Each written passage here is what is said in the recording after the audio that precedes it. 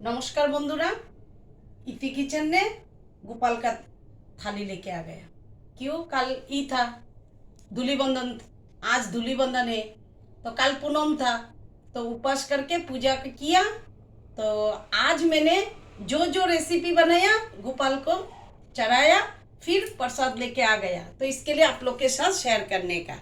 तो मैंने क्या बनाया गोपाल के लिए, आलूर दम बनाया, पापड़ फ्राई किया, 5 मिसाली का भाजा किया और मूली रहता है ना, मूली पत्ता का साग बनाया वो दूधी का छिलका से, और फ्राइड एग्स बनाया।